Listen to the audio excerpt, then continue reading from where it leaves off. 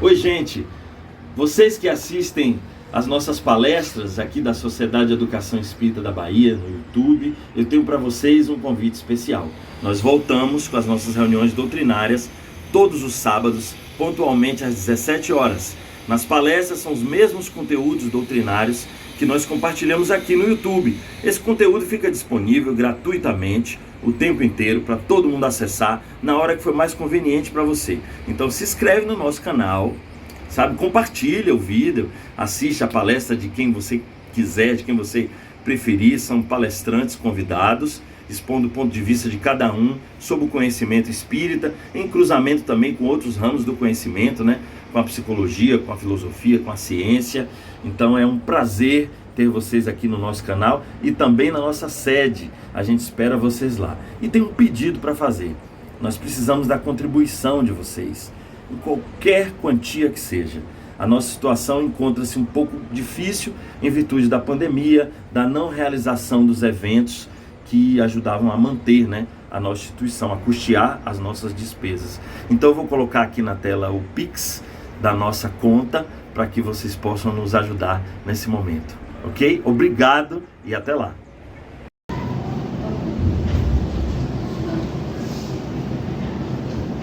Uma boa tarde, a todos e todas que aqui estamos, encarnados e desencarnados. É um prazer estar aqui mais uma vez, né, fechando esse contrato desse ano, né, já falou aí que no próximo ano já vamos abrir novo contrato para o trabalho continuar. E a mensagem me faz reflexão, né, que nós precisamos dar daquilo que temos para contribuir com essa grande obra que pertence ao Mestre Jesus. E todos nós podemos. Por isso ele nos convoca a todos para que cada um dê uma gotinha, igual aquela gota do beija-flor, para apagar aquele grande incêndio. Ele estava satisfeito porque ele estava fazendo aquilo que ele podia fazer.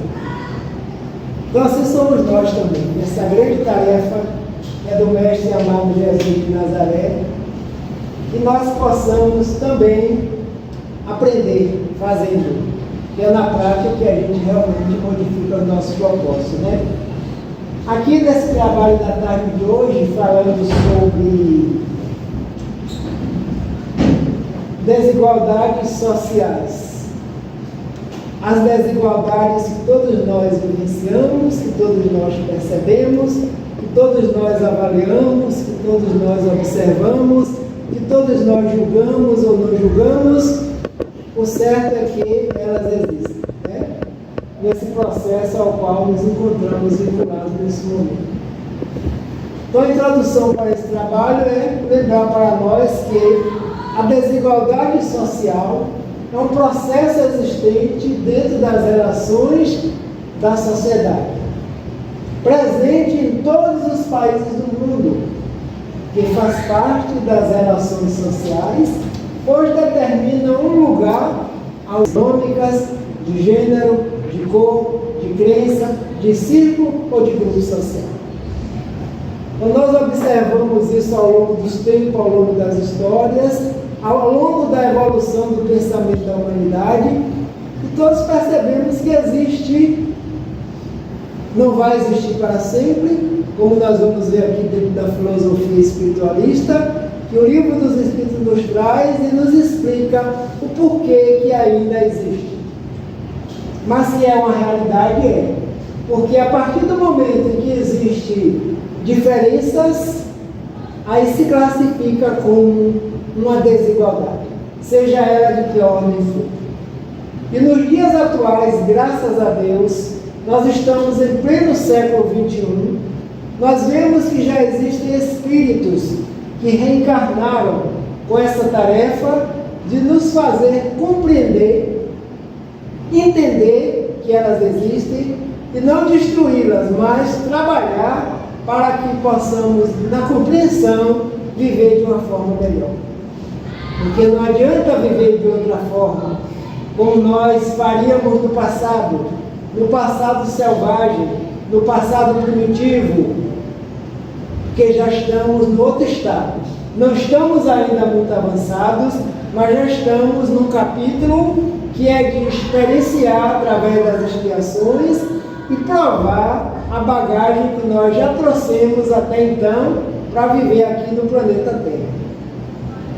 E olha quantas situações ocorreram em tão pouco tempo para nos demonstrar que existe uma grande realidade chamada vida, que existem seres encarnados conosco, todos no processo de evolução, mas cada um contribuindo à sua maneira. Estamos nós aqui na sociedade. Estamos nós aqui um grupo social, onde esse grupo aqui, cada um de nós viemos de um local, viemos de uma parte, viemos de umas experiências, e agora estamos aqui congregados com o mesmo objetivo, que é ouvir algo acerca da vida na visão da doutrina, que nos esclarece, que ajuda a gente a ampliar a capacidade de compreensão, para que a partir daí os nossos comportamentos não sejam melhor do que os outros, mas que seja pelo menos diferenciado para contribuir. Uma mensagem também nos chama a atenção desse grande banquete que nós temos, que é o Evangelho de Jesus. E o Evangelho de Jesus é considerado palavras de vida eterna, porque não serviu somente para mais de 20 séculos atrás, não. Está servindo para agora, para a gente colocar em prática. No dia 2 de novembro passado, é a data simbólica de aniversário da nossa casa. O Instituto Kardecista da Bahia, quando passou para o Pelourinho, onde a sede não era no Pelourinho, hoje é na Rua de Deus, há 99 anos que a instituição está lá. Então, todo ano, desde que nós chegamos, os mais novos, instalamos o Evangelho nesse dia 2 de novembro, onde reunimos trabalhadores, pessoas convidadas que vão, pessoas que já sabem. E na quarta-feira passada, o tema foi justamente a prática da caridade. Saiu o óculo da viúva, aquela mensagem que todos nós conhecemos, E todos fizemos as nossas reflexões para ampliar esse banquete. Quando a companheira que foi fechar o trabalho, ela nos chamava a atenção com muita propriedade, que o que nós já fizemos. Já estão conosco tudo que nós fizemos. Mas o Evangelho, Kardec, juntamente com a equipe, sabiamente nos chama a atenção o que é que eu preciso fazer agora, para que nós possamos aproveitar essa oportunidade encarnatória, porque amanhã já será um novo dia. E quando nós fazemos, o fazer ficou conosco. O fazer colaborou com a sociedade, com a humanidade, com o grupo social no qual nós fazemos parte. Ele diz assim: a viúva deu o óbolo, que era o que ela tinha. Os outros deram os sacos cheios de moedas, não lhe fizeram falta. Mas ela deu daquilo que poderia lhe fazer falta. E Jesus chama a atenção quando ele conversa com os discípulos. Ela deu do que era necessário a ela. E que cada um de vós faça também assim, Kardec fazendo os comentários. Todos nós temos 24 horas no dia. O que fazemos com essas 24 horas? Somos livres para decidir. Que esse óbolo pode ser um determinado plantão, uma determinada atividade, que cada um se dispõe. Agora, para isso, eu preciso vontade. Vontade firme e decisão, para que a gente realize, para que possamos fazer as mudanças que sejam necessárias na sociedade onde nós nos encontramos. Então, fechamos o Evangelho, foram vários depoimentos de pessoas que já estavam na casa há mais tempo, aquela coisa que a gente sente realmente, quando a gente se reúne para falar da gente, aí cada um vai se expressando da forma melhor possível. Mas o fazer, o que eu estou chamando a atenção aqui para nós todos, é fazer acontecer. O momento é agora, a gente não pode deixar para amanhã. E aí nós vamos na obra O Livro dos Espíritos, que é considerado por Allan Kardec uma filosofia espiritualista, que traz os princípios da doutrina espírita. Que trabalha o quê? A imortalidade da alma, a natureza dos espíritos, as suas relações com os homens as leis morais, a vida presente, a vida futura e o porvir da humanidade, segundo os ensinamentos dados pelos espíritos superiores, com concurso de quem? De diversos médios recebidos e coordenados. Então, olha que integração social aconteceu aí. E está acontecendo ainda nos dias atuais. Percebeu como Jesus trabalhou e trabalha? A começar para trazer uma revelação, para falar para nós da imortalidade. Nós somos seres imortais. Porque somos dotados de capacidades tais que são indestrutíveis, que não são materiais.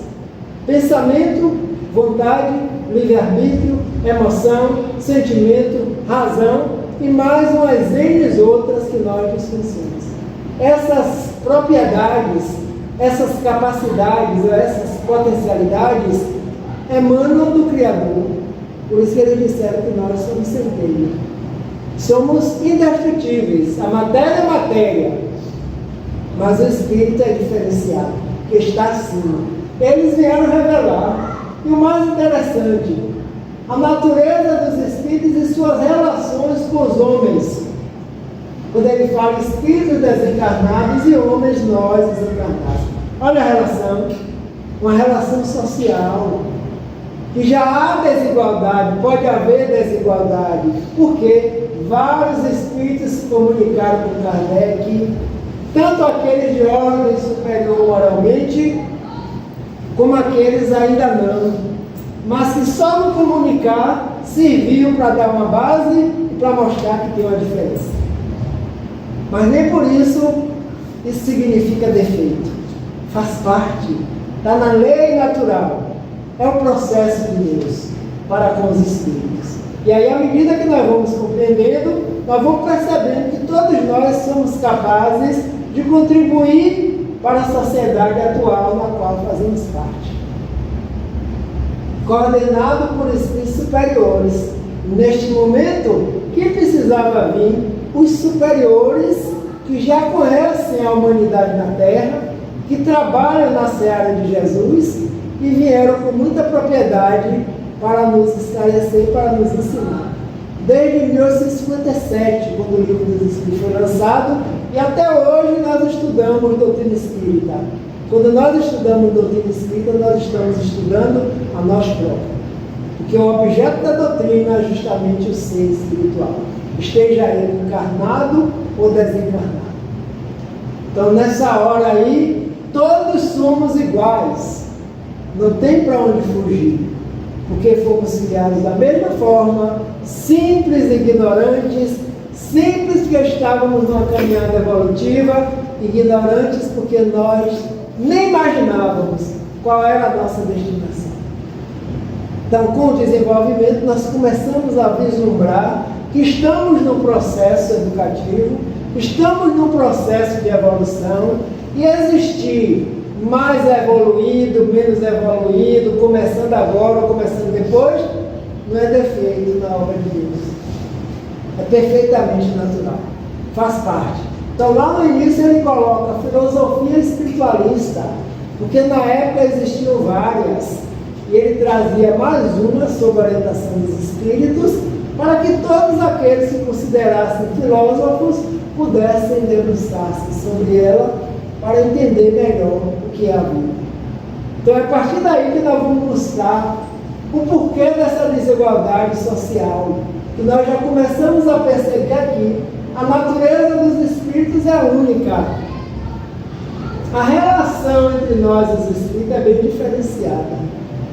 Eles disseram, o espiritismo tem a condição de mostrar essa relação e falar mais ainda as consequências dela, porque não adiantaria os espíritos virem, ensinarem tudo e não tivesse consequência de ordem moral entre nós encarnados, entre nós e os desencarnados e entre eles e nós, e nós sabemos que esse contato é direto, é constante e varia de indivíduo para indivíduo de acordo com a capacidade de cada um. Então, lá na terceira parte do Livro dos Espíritos, a igualdade natural. Na questão 803, Kardec pergunta: todos os homens são iguais perante Deus? E o que é que eles respondem? Sim, porque todos tendem para o mesmo fim, e Deus fez as suas leis para todos. Dizeis frequentemente: o sol brilha para todos, e com isso dizeis uma verdade maior e mais geral do que possas imaginar ou pensar. Então, perante o Criador e mantenedor da vida, todos os homens, no caso encarnados e desencarnados, somos iguais, porque a lei é justa, Deus é justo, bom e misericordioso. Se tivesse alguma diferença, algum privilégio, já deixaria de ser. Então, por aqui nós começamos a entender. Mas se somos todos iguais perante Deus, por que existem essas desigualdades no convívio, essas desigualdades sociais? Então, a partir de outros princípios, eles vão nos explicando, nos esclarecendo, para a gente ir com o tempo compreendendo. Quando nós compreendemos, nós vamos aceitando melhor, fazendo as mudanças necessárias, sem haver revolta no íntimo, porque vamos entendendo que é processo. E processo o indivíduo não tem como fugir. Ele tenta fugir agora, mas a lei é natural. Essa igualdade é natural, embora nem sempre nós a percebamos. Mas com o passar do tempo, nós vamos chegando lá. Aí Kardec comenta da seguinte maneira: todos os homens são submetidos às mesmas leis naturais. Todos nascem com a mesma fragilidade, estão sujeitos às mesmas dores, e o corpo do rico se destrói como o do pobre. Deus não concedeu, portanto, superioridade natural a nenhum homem, nem pelo nascimento, nem pela morte. Todos são iguais diante dele. Então isso aí é forte, né? Kardec fazendo esse comentário em cima do entendimento que ele teve quando os Espíritos trouxeram, dizendo que todos são iguais e submetidos às leis naturais. Lá, abrindo o capítulo das leis naturais, que é justamente a terceira parte do Livro dos Espíritos, que dá origem ao Evangelho segundo o Espiritismo. E ele pergunta: o que é a lei natural? E eles respondem: a lei natural é a única necessária à felicidade do ser. O ser espírito, encarnado ou desencarnado, só se sente e se percebe infeliz quando se afasta da lei natural. Depois eles vêm dizer que a lei está na nossa própria consciência. Nós estamos estudando, nós estamos vivenciando, nós estamos sentindo, nós estamos buscando perceber essa lei para que a felicidade que já existe em nós possa se estabelecer. Então, esse trecho aí, ó, a mesma fragilidade, as mesmas dores, do corpo do rico se destrói da mesma forma que o pobre.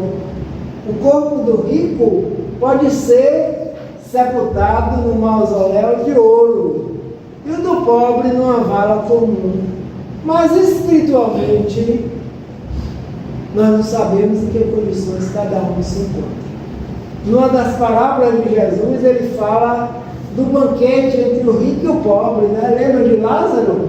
Que Lázaro estava na porta de um banqueteador rico, esperando comer das migalhas que sobrassem daquele almoço, que não foi lhe permitido, porque nem isso faziam. E ambos desencarnam. Aí é que está o grande diferencial. Aqui nós estamos todos misturados, juntos e misturados, né, como diz a ditado. O que faz a diferença momentânea é o estado evolutivo espiritual em que cada um se encontra. Mas entre a criação e a perfeição, aqui está a igualdade. Agora, esse trajeto daqui até lá é que nos torna momentaneamente diferentes. Chegando ao plano espiritual, conta-nos a parábola que Lázaro estava numa condição espiritual acima, melhor do que aqueles que possuíam apenas o material de riqueza. E aí pediram: Lázaro, por favor, vai lá no seio da nossa família e diz como é que nós estamos, para que eles não cometam o mesmo erro que nós cometemos. E aí Abraão não permite: não, eles têm lá os profetas que os ouçam. É preciso voltar alguém do plano espiritual. Quantas vezes nós ouvimos, vocês também já devem ter ouvido, né? Não sei como é que vocês acreditam, ninguém nunca voltou para dizer, né? É assim. Porque a pessoa quer ver para crer. E se aparecer um desencarnado aqui, a pessoa desmaia, de medo, de susto. Mas querem ver para crer. Olha, ninguém nunca voltou. Mas a obra espírita, espiritualista, está cheia de depoimentos de espíritos nos chamando a atenção. As reuniões mediúnicas, quando os espíritos vêm em estados deploráveis, dando o seu depoimento, estão fazendo uma grande caridade para conosco, dizendo: cuidado, eu estou nesse estado porque eu fiz assim, eu fiz assim, eu fiz assim, para que a gente fique atento, para que não seja nós amanhã precisando passar por uma mediúnica. Tudo isso fazendo parte do processo.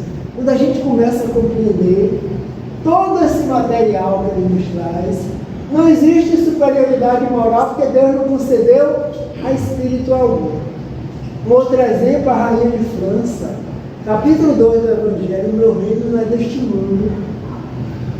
Mediunicamente ela vem fechar o capítulo, começa dizendo assim: quem melhor do que eu para entender essa palavra de Jesus, essa frase, quando ele disse que o meu reino não é deste mundo. Rainha eu fui entre os homens, e eu pensei que eu chegaria a rainha no plano espiritual. Que engano, que decepção. Por minha vez, quando cheguei lá, encontrei muitos dos meus súditos, meus empregados, a quem eu mandava e desmandava, numa condição espiritual bem superior à minha. E por minha vez, ao invés de ordenar, eu tive que ser humilde e pedir. Então, essas aparentes desigualdades, na verdade, elas não existem. Elas são apenas de ordem material, porque existe ainda no indivíduo, nós, algo que faz que aconteça assim. Que nós vamos ver aqui no decorrer do processo. E aí ele nos fala a origem e natureza dos espíritos. Como podemos definir os espíritos? Podemos dizer que os espíritos, nós, somos os seres inteligentes da criação. Povoamos o universo além do mundo material. Então somos nós, está aí o retrato fiel de quem somos: seres inteligentes, imortais. Não somos eternos porque não existimos por toda a criação. Fomos gerados, fomos criados, ou fomos emanados, ou somos centelha do Criador. Temos uma origem, não teremos final. Os seres inteligentes, que com o passar do tempo, a partir do momento que nós vamos desenvolvendo a razão, inteligência, sentimento, vontade, pensamento contínuo, emoção, tomamos a consciência da nossa existência e de que existe algo que nos criou, que é superior. Povoa o universo além do mundo material.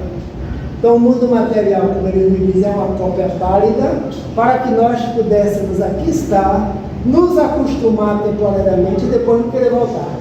Porque o medo da morte, né, ninguém quer morrer. Mas quando chega no plano espiritual, que fica um tempão também lá, que os mentores convocam, se prepare que em breve você vai reencarnar, mas aqui está tão bom, também não gostaria de voltar. Mas são esses relacionamentos sociais, também no plano dos desencarnados e no plano dos encarnados, que estão fazendo com que a gente possa crescer, evoluir e se melhorar a cada momento.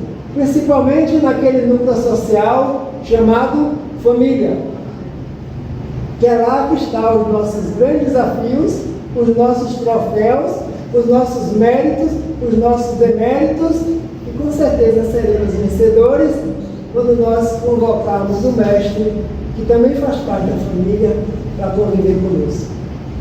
Então está aí a nossa origem. Todos são assim. Desigualdade das aptidões. Questão 804. Por que não otorgou Deus as mesmas aptidões a todos os homens? E eles disseram: Deus criou iguais todos os espíritos, mas cada um deles vive há mais ou menos tempo e, consequentemente, tem feito maior ou menor soma de aquisições. A diferença entre eles está na diversidade dos graus de quê? Da experiência alcançada. E da vontade, olha a vontade com que agem, vontade que é o livre-arbítrio. Então está aí, criados todos da mesma forma, mas hoje com aptidões já diferenciadas. Por que essa diferença? Será que Deus também está fazendo diferença? E aí eles respondem: iguais, mas cada um vive há mais ou menos tempo, porque todos nós não fomos criados ao mesmo tempo. E aí, com esse caminhar, alguns já desenvolveram, já ampliaram suas capacidades, já aquilataram algumas aquisições pelas experiências. E ele disse que a diferença entre eles na diversidade dos graus é o que cada um já alcançou, pela vontade e pelo querer. Nós sabemos que nós só não podemos retroagir, voltar a ser o que era antes, mas podemos ficar um tempo estacionado, porque aprendizado não se perde, está conosco. E a lei própria vai se incumbir de fazer com que a gente dê um avanço. E cada um, às vezes, aproveita muito mais. Às vezes o Espírito chega na encarnação e agora ele não quer perder mais tempo, porque ele já veio de lá do plano espiritual determinado.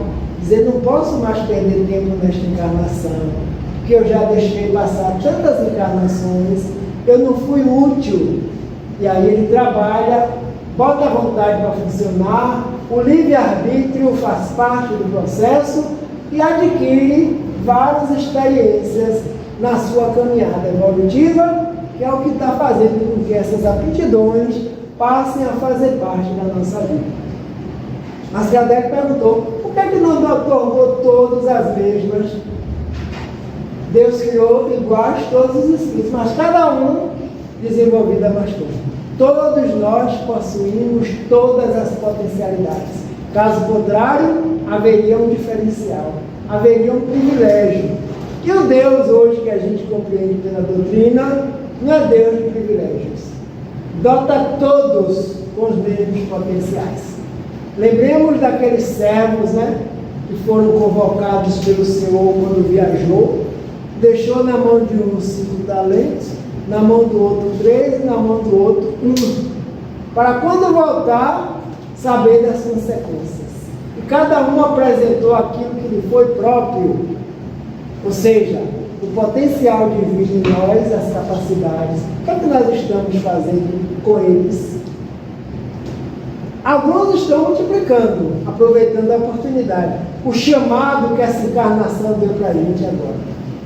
Alguns perceberam que tem uma prática mediúnica a ser realizada.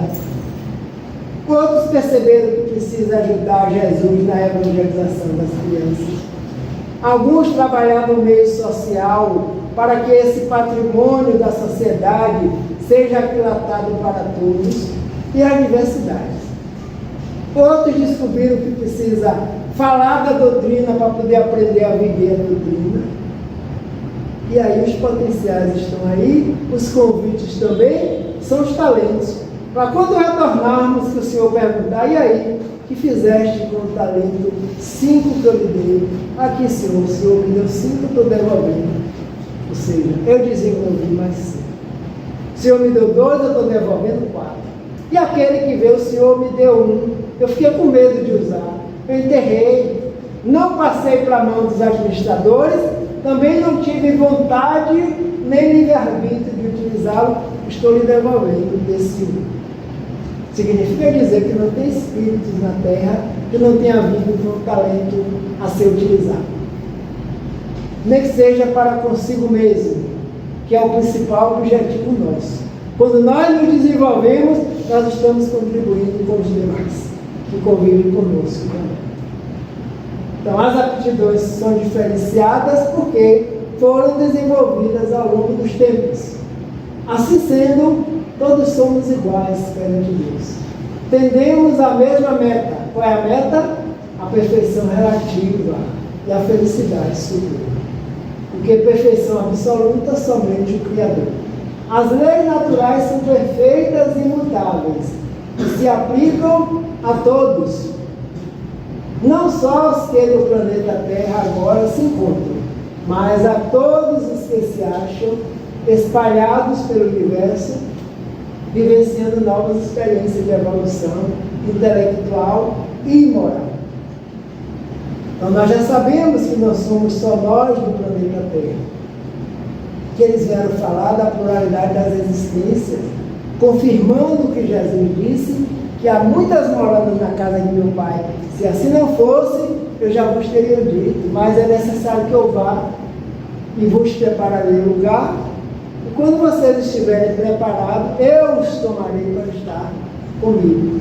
Ou seja, todos os espíritos vamos nos evoluir para a perfeição, nos tornarmos seres angelicais em qualquer parte do universo. Então essa é a grande igualdade que existe entre os seres espirituais. A meta é a mesma, a perfeição. E as leis são perfeitas e imutáveis. Não muda, porque pela nossa vontade, elas não mudam, porque nós queremos que pare de chover, que faça sol, que seja assim. Não. Deus é. E as leis são próprias para alcançar todos os seres. E onde? Somente do planeta Terra? Nós já sabemos que não. Somente os encarnados? Não. Os desencarnados também. Então a gente começa a ampliar a ideia de Deus que o Espiritismo nos traz. Começamos a compreender de forma diferenciada o que é, como Kardec perguntou, não disse quem, porque existe.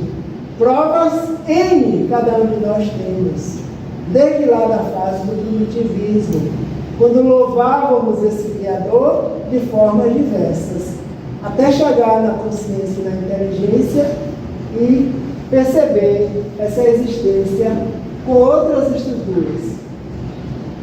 E aí vem as desigualdades sociais, nesse capítulo que fala da lei de igualdade. A desigualdade das condições sociais é uma lei natural? Não. É obra do homem e não de Deus. Pronto.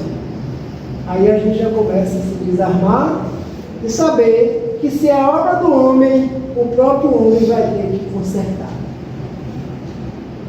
Porque para a lei natural, todos os bens naturais são devidos ao espírito.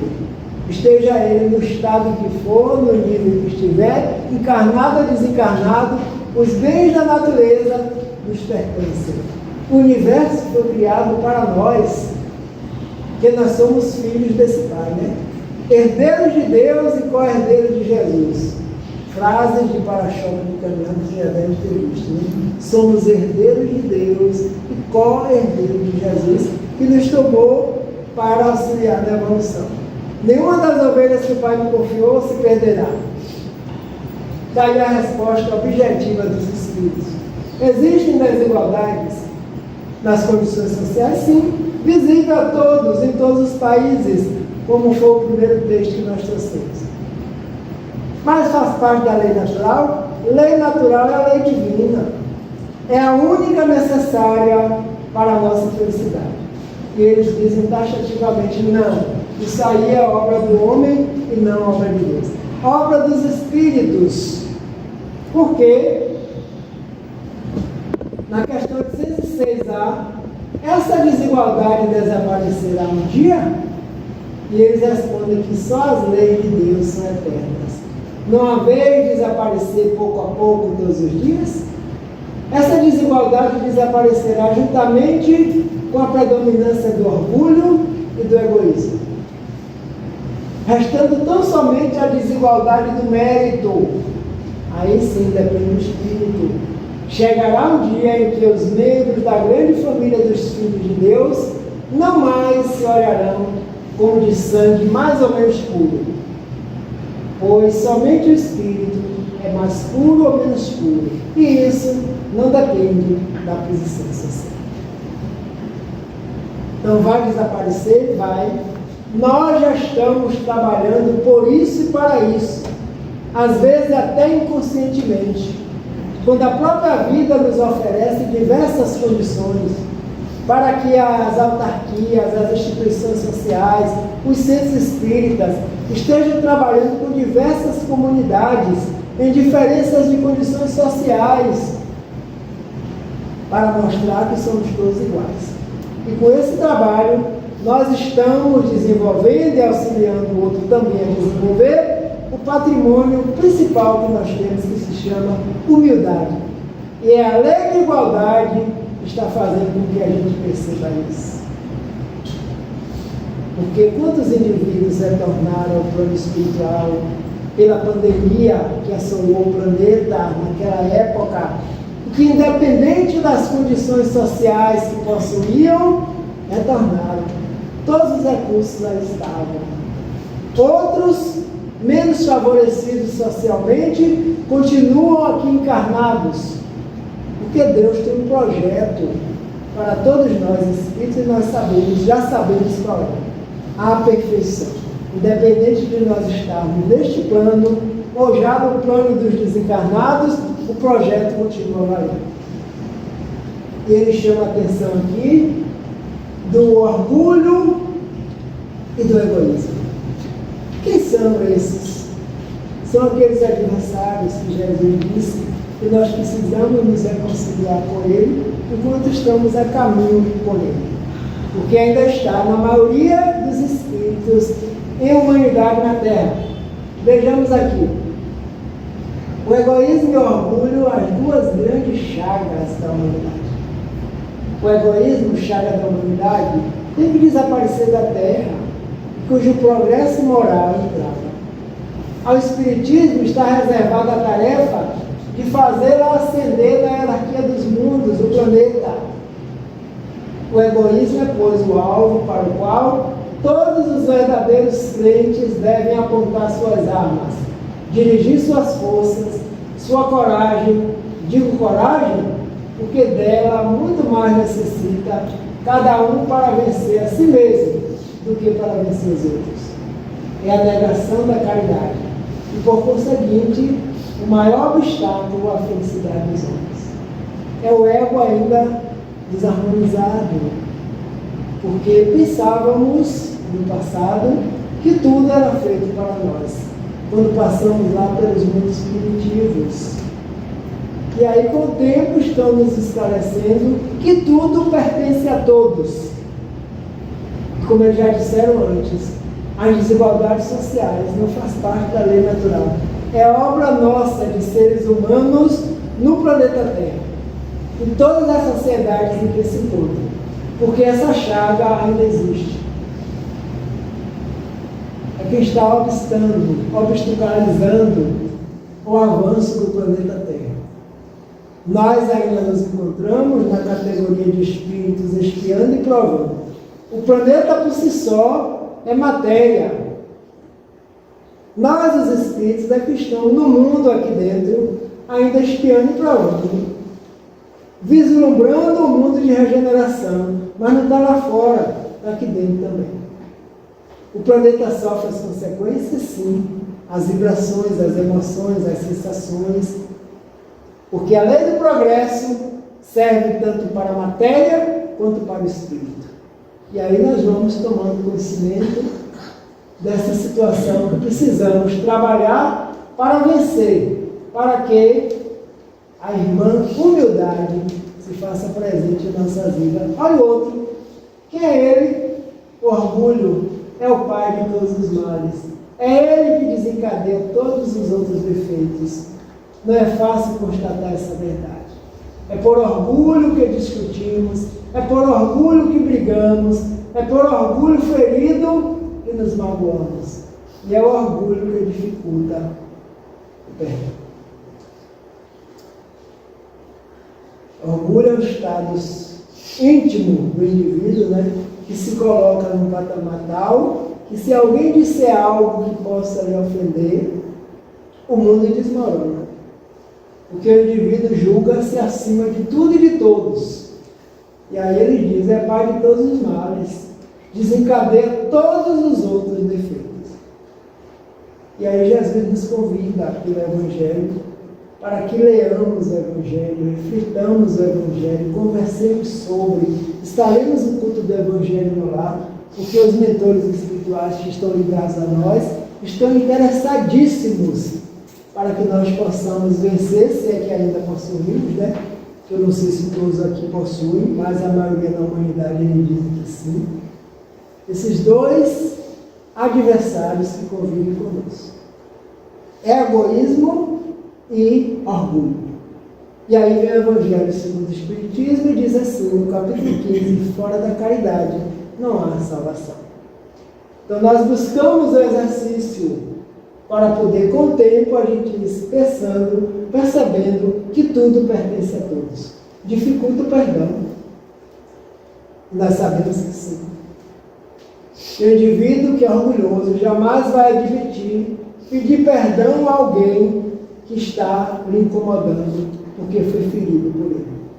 Nós vemos isso nas reuniões mediúnicas, quando os espíritos retornam e começam a fazer a sua entrevista com aquele doutrinador, com o coordenador, e fala da sua situação, porque fulano fez isso, fez aquilo no passado, e agora estou aqui e tenho a oportunidade de perdoar, mas o indivíduo ainda não está em condições, porque esse irmão chamado orgulho, que ainda caminha conosco, é muito forte, e muitas vezes os espíritos superiores tomam diversas atitudes na própria reunião, para que o indivíduo veja, por exemplo, eu estou perseguindo aquele grande empresário daquela empresa, sabe por quê?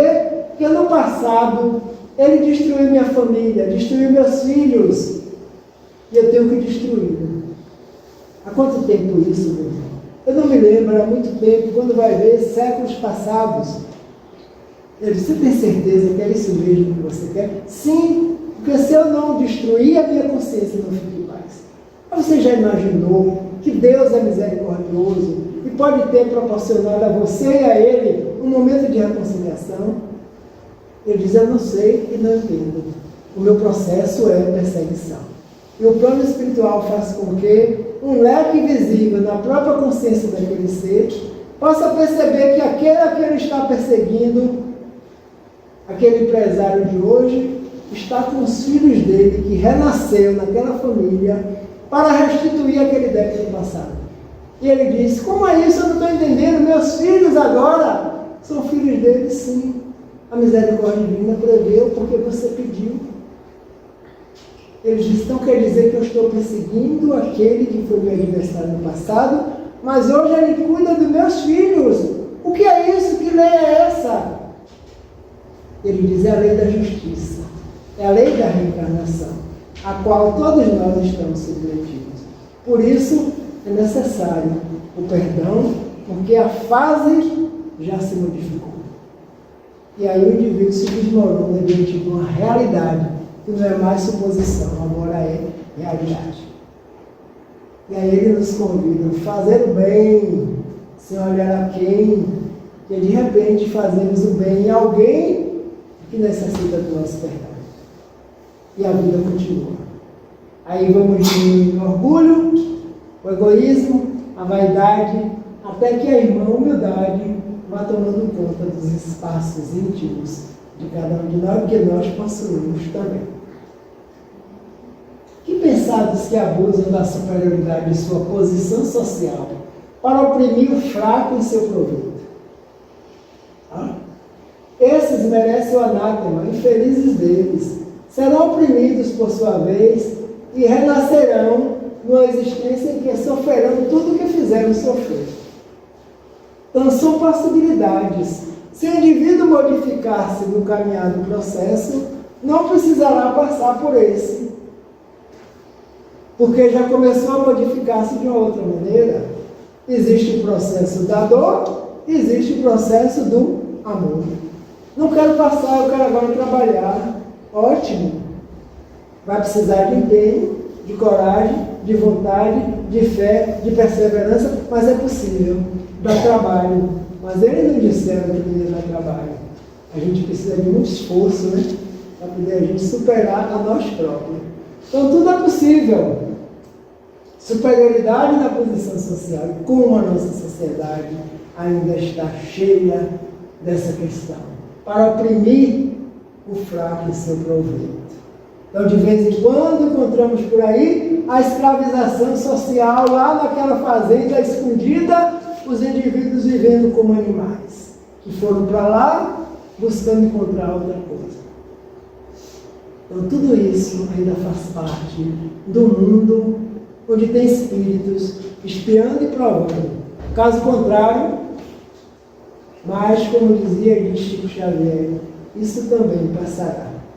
Porque tudo passa, tudo são experiências na nossa vida, e com certeza, quando essa doutrina chega para iluminar, a gente não vai permitir que um sentimento de raiva, de ódio, parta daqui. Não, misericórdia.